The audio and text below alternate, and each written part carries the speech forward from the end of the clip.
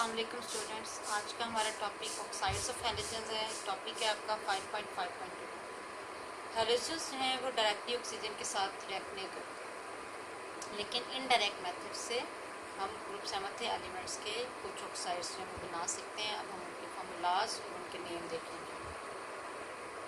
इस टेबल में fluorine, chlorine, bromine और आयोडीन के उन ऑक्साइड्स के फार्मूले लिखे हुए हैं जो हम इनडायरेक्ट मेथड से प्रिपेयर कर सकते हैं।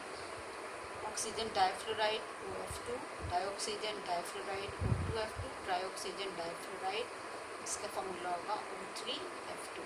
डाइक्लोरीन मोनोऑक्साइड Cl2O, क्लोरीन का दूसरा ऑक्साइड है chlorine dioxide ClO2, chlorine hexaoxide Cl2O6, chlorine heptaoxide Cl2O7। यहाँ पर आपको ब्रोमीन के ऑक्साइड्स नज़र आ रहे हैं। Bromine monoxide Br2O, bromine dioxide BrO2, bromine trioxide BrO3 और इसको हम Br3O8 इस फॉर्म में भी लिख सकते हैं। फिर इसके बाद आयोडीन है, iodine tetroxide I2O4, iodine iodate I4O9, iodine pentoxide I2O5। ये सारे होली हैलोजेंस के ऑक्साइड्स हैं जो कि हम इनडायरेक्ट मीन से हम प्रिपेयर कर सकते हैं। अब हम इनमें से चंद एक ऑक्साइड्स की, फ्लोरीन, क्लोरीन, ब्रोमीन और आयोडीन के चंद एक ऑक्साइड्स की प्रिपरेशन, प्रॉपर्टीज़ जो हैं और यूजेस देखेंगे। इस वक्त तक स्क्रीन पर देख सकते हैं ऑक्साइड्स ऑफ फ्लोरीन। ट्राइऑक्सीजन डाइफ्लोराइड जो है O3F2, इसकी प्रिपरेशन का मेथड पहले तो आपको बताया गया है कि अगर हम फ्लोरीन और ऑक्सीजन के मिक्सचर को इलेक्ट्रिक डिस्चार्ज में से गुजारें तो हमारे पास ये ऑक्साइड प्रिपेयर होता है O3F2। और 363 डिग्री सेंटीग्रेड के टेम्परेचर पर ये एग्जिस्ट करता है डार्क रेड विस्कस लिक्विड के फॉर्म में। लेकिन अगर हम टेम्परेचर ड्रॉप कर दें 350 डिग्री सेंटीग्रेड पर तो फिर ये विस्कस लिक्विड के बजाय रेडिश ब्राउन सॉलिड के फॉर्म में एग्जिस्ट करता है। अगर हम इसको हीट पर डिकम्पोज करें तो ये दोबारा ऑक्सीजन और ऑक्साइड ऑफ फ्लोरीन देते हैं। अगर हम इस रिएक्शन को देखने से पहले जो फ्लोरीन के दो ऑक्साइड्स हैं OF2 और O2F2, इन दोनों के स्ट्रक्चर्स देखेंगे। ये एंगुलर है कंपाउंड, O जो है वो सेंटर एटम है, दो फ्लोरीन इसके साथ कनेक्टेड है एंगल 105 डिग्री पे। O2F2 में दो ऑक्सीजन एक दूसरे के साथ डायरेक्टली बॉन्डेड है और फिर ऑक्सीजन, हर ऑक्सीजन के साथ एक एक फ्लोरीन लिंक है OF और OF। अब हम देखते हैं कि ये O3F2 डिकम्पोजिशन पर ऑक्सीजन और फ्लोरीन का ऑक्साइड कैसे बनता है। ये केमिकल इक्वेशन आपके सामने है। O3F2 जब हीटिंग पर डिकम्पोज होगा तो ऑक्सीजन देने के साथ साथ ऑक्सीजन डाइफ्लोराइड देते हैं O2F2। मैंने ऊपर अभी आपको O2F2 का स्ट्रक्चर भी दिखाया था कि दो ऑक्सीजन सेंटर में है, डायरेक्टली बॉन्डेड हैं और हर ऑक्सीजन के साथ एक एक फ्लोरीन है। O3F2 की ना सिर्फ ये केमिकल प्रॉपर्टी है कि ये हीटिंग पर डिकम्पोज हो जाता है, बल्कि इसकी एक और केमिकल प्रॉपर्टी ये है कि एक्सेस फ्लोरीन के साथ जब रिएक्ट करता है तो तब भी ये डाइऑक्सीजन डाइफ्लोराइड ही देता है O2F2। इसके बाद अब हम ऑक्साइड्स ऑफ क्लोरीन डिटेल में देखते हैं। जो क्लोरीन के ऑक्साइड्स हैं जनरली अनस्टेबल हैं, इनको हम क्लोरीन और ऑक्सीजन के डायरेक्ट यूनियन से सिंथेसाइज नहीं कर सकते और ये ज़्यादातर इंडस्ट्रियल स्केल के ऊपर कमर्शियल यूजेस में इसके ब्लीचिंग एजेंट्स हैं। ये ब्लीचिंग एजेंट के तौर पर यूज़ होते हैं, जैसे कि वुड को ब्लीच करने के लिए, पेपर प्लांट को, और जो वाटर है उसकी ट्रीटमेंट के लिए भी इसको यूज़ करते हैं, यानी इसको प्योरीफाई करने के लिए भी यूज़ होते हैं। क्लोरीन का जो ऑक्साइड इस वक्त हम स्टडी कर रहे हैं वो डाइऑक्साइड है ClO2। ये ऑक्साइड पेल येलो गैस होते हैं और इसको प्रिपेयर करने के लिए हम सोडियम क्लोरेट NaClO3 को रिड्यूस करते हैं या तो सोडियम क्लोराइड के साथ या फिर सल्फर डाइऑक्साइड के साथ, और इसके अंदर हम जो है वो CH3OH ये भी ले सकते हैं। और सोल्यूशन कैसा होना चाहिए, एसिडिक। अब आपको यहाँ पर सोडियम क्लोरेट का खाली क्लोरेट आयन शो किया हुआ है और क्लोराइड, सोडियम क्लोराइड का खाली क्लोराइड आयन, क्योंकि सोडियम आयन दोनों जो हैं, चाहे वो सोडियम क्लोरेट में हो चाहे वो सोडियम क्लोराइड में हो, वो दोनों रिएक्शन के बाद अनचेंज होते हैं, उनमें कोई केमिकल चेंज नहीं होता।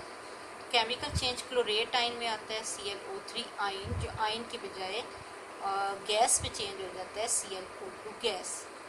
और जो है ये कैसे रिएक्शन होता है जब ClO3 रिड्यूस हो जाता है, इससे रिमूवल ऑफ ऑक्सीजन भी रिडक्शन कहलाता है। तो ये इसकी रिडक्शन है, ये रिड्यूस होता है NaClO3, इसका सोडियम आयन अनचेंज रहता है, लेकिन क्लोरेट आयन रिड्यूस होकर ClO2 में चेंज हो जाता है, क्लोराइड आयन ऑक्सीडाइज हो जाती है Cl2 में, और हाइड्रोजन आयन इसकी ऑक्सीजन रिमूव होने वाली ऑक्सीजन के साथ मिलकर वाटर फॉर्म करती है।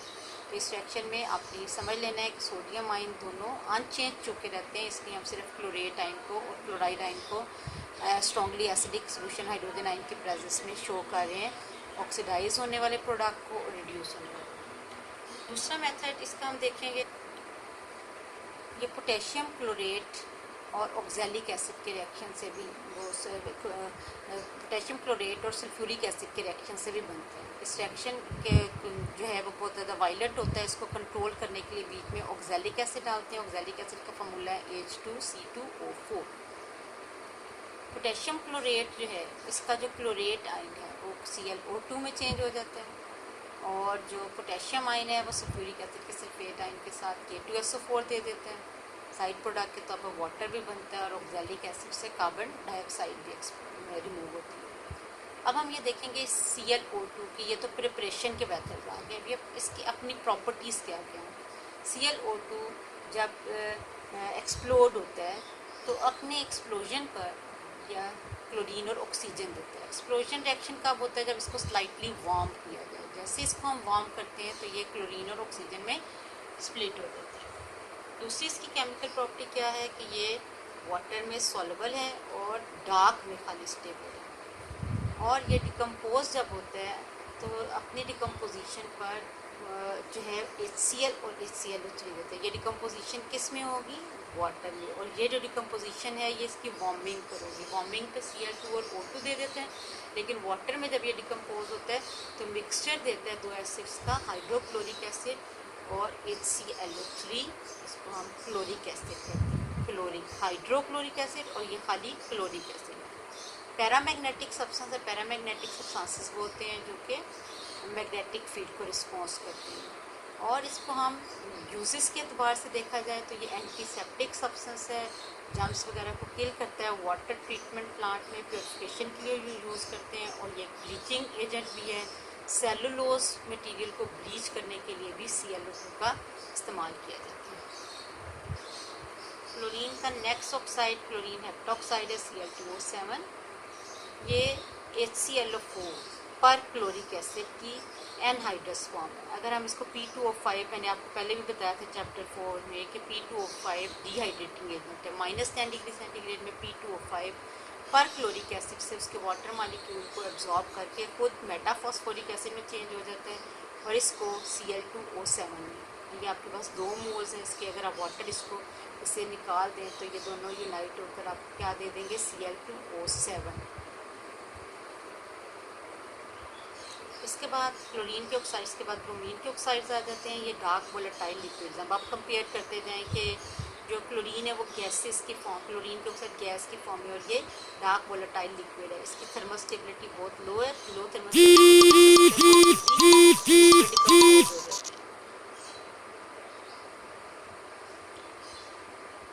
ब्रोमीन मोनोऑक्साइड Br2, इसको हम प्रिपेयर कैसे करते हैं, ब्रोमीन वेपर्स को हम पास करवाते हैं मर्क्यूरिक ऑक्साइड पर।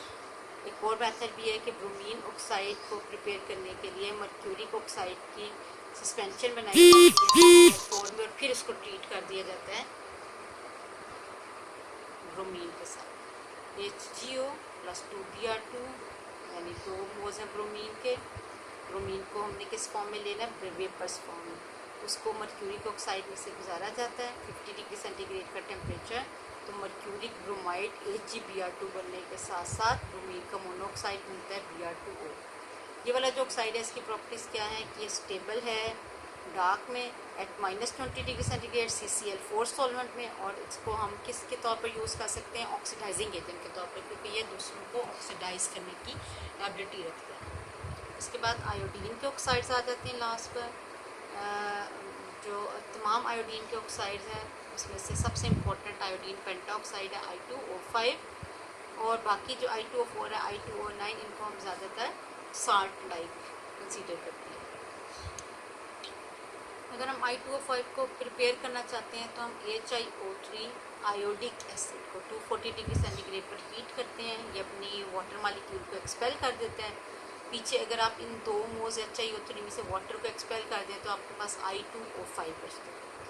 ये एक वाइट क्रिस्टलाइन सॉलिड है, स्टेबल रहता है 300 डिग्री सेंटीग्रेड तक, और इसका स्ट्रक्चर पॉलीमेरिक है क्योंकि देखें ये 2 HiO3 के मालिक्यूल के यूनाइट होने से बनता है। वाटर मालिक्यूल आप निकाल दें तो दोनों पॉलीमराइज हो जाते हैं आपस में, यानी यूनाइट हो जाते हैं। और ये ऑर्गेनिक सॉल्वेंट्स में क्या है, इनसॉल्युबल है, और वाटर में ये डिज़ोल्व हो जाता है। वाटर में जब डिज़ोल्व होता है तो फिर दोबारा ये जिससे ये फॉर्म हुआ होता है आयोडिक एसिड यही वापस दे देता है। इसके अलावा कि इसकी भी Br2O की तरह ऑक्सीडाइजिंग प्रॉपर्टीज़ हैं। ये H2S HCl कार्बन मोनोऑक्साइड जिसके साथ भी रिएक्ट करें उनको ऑक्सीडाइज करते हैं।